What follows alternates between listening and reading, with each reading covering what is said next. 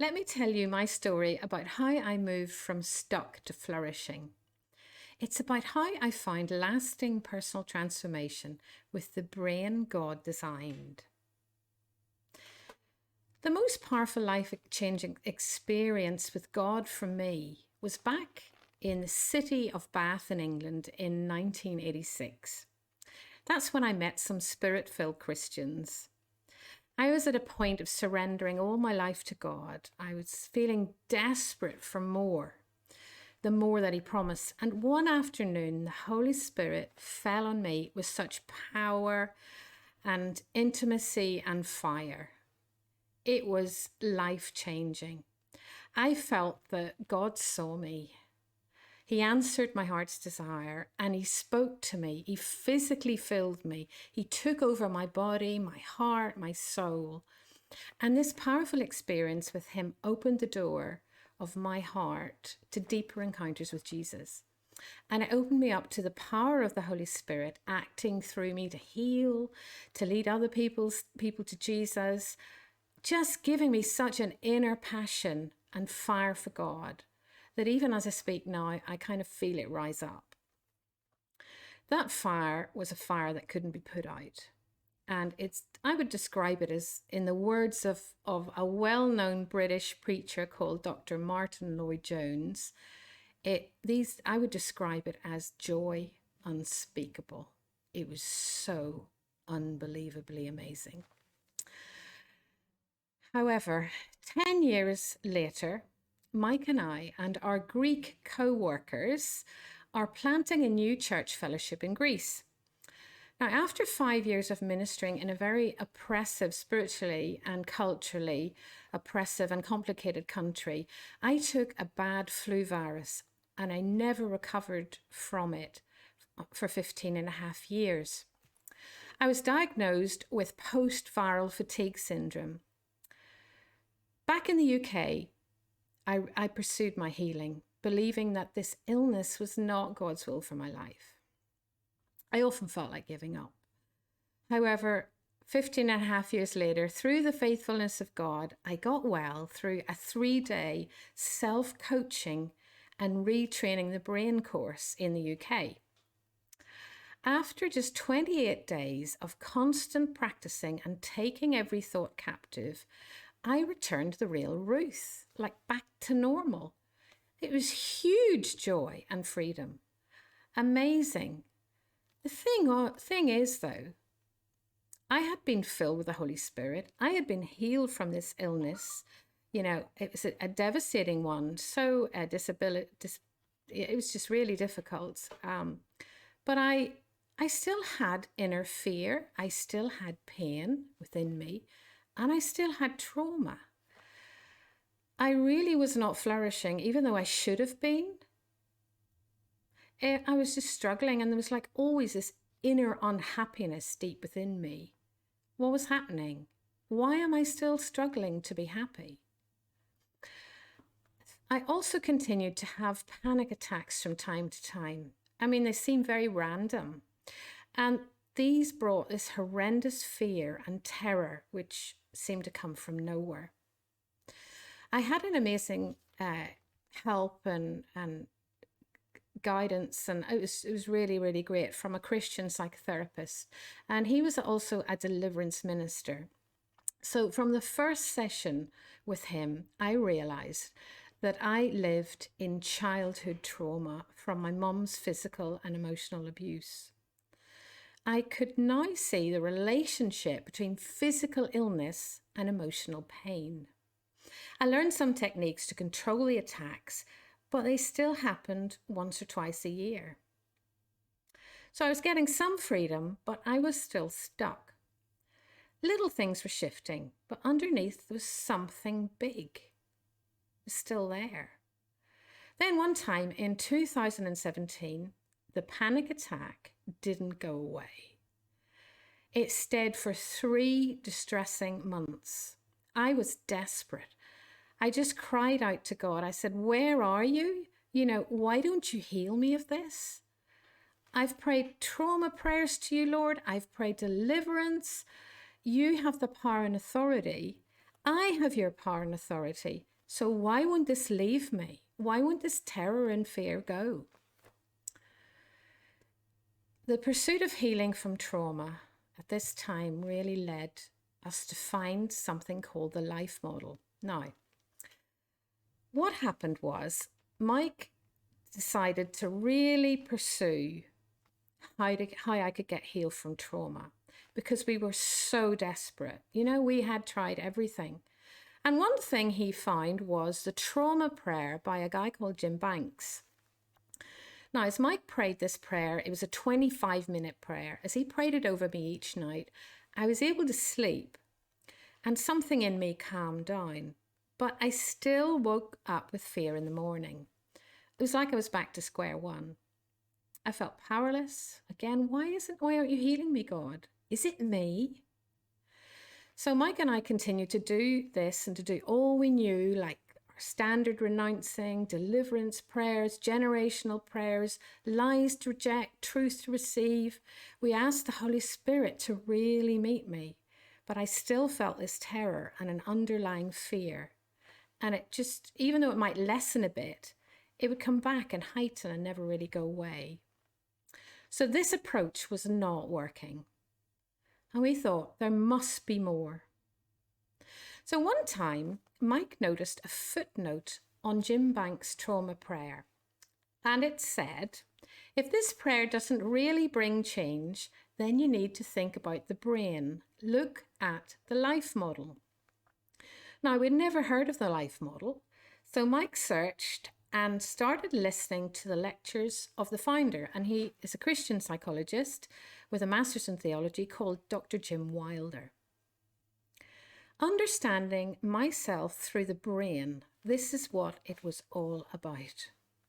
As Jim explained how the brain works, I began to understand what was happening, especially in my body and in my emotions. I began to realize that the right side of my brain, where trauma and emotional pain are held, doesn't respond to a left brain verbal approach. It requires a different approach for effective, lasting healing. Now, I understood that my brain had different levels, and my fight, flight, freeze part was dominating everything else. With the panic attack, I was living with adrenaline pumping through my system, and that was overriding the other parts of my brain. It was like I was driving drunk. I needed to sober up, and I needed to learn how to calm my brain. So Jim explained also that I was lacking one key component, the key to thrive and flourish emotionally and relationally, which was the joy of being together. Now, we each download joy from our mums. If our mums were high joy builders, that's how we grow up. If our mums are low in joy, we are low in joy. And that's my story.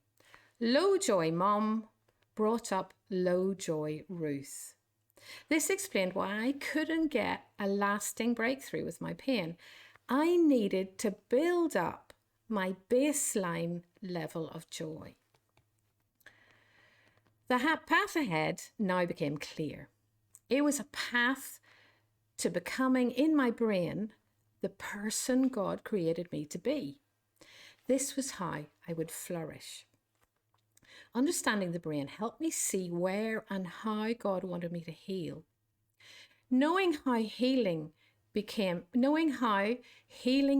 even clearer, as Jim explained, and he taught 19 relational brain skills on how to grow this joy.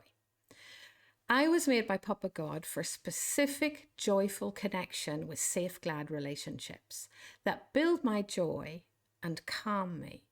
Exactly what was so messed up in my childhood. There would be times of joy back then, but my mom was not safe.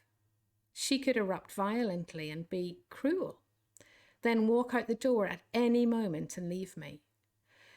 I was always basically living on adrenaline and scanning for when she or anyone close to me might hurt me or leave me. This is a baseline of very low joy. It's a baseline of fear, not joy. So let's have a look at where all of this came from. Now, Jim Wilder served in Shepherd's House, a church ministry that was known for not giving up on the toughest cases. Their burdens were firstly to discover what kept someone captive, stuck in their pain, what kept them and held them in it. And secondly, they were trying to work out and to find out how their ministry could help these people flourish. Jim realized it was all about trauma and spent 15 years working out what skills were missing in those people, and a further 15 years developing the exercises that we now use in Joy Skills. This was a smart organization, but also a very normal kind of Christian ministry. On one occasion, Jim sent an intern to a brain science conference just to check out what was happening in current research. The intern returned saying that the brain guys were saying the same things that they had discovered. Both the Christians and the neuroscientists were finding the same key predictors of emotional capacity that are laid down in the first years of life, and these affected a person's recovery from traumatic events. These were the capacity for building relational joy and the capacity to set in place. This was all done by our main carer as infants. They also found another great thing, and that was the presence of a safe and healing generational community in helping heal that trauma. So on top of these findings, they were interested in what makes a life flourish.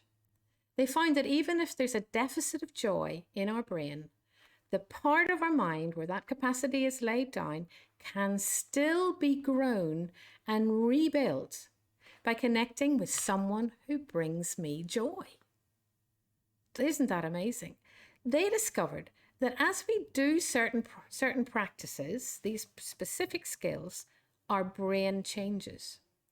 As our brain changes, what happens next? Our joy increases. Using these specific joy building skills. As our joy increases, our capacity to cope increases. As our capacity to cope increases, we feel overwhelmed less often.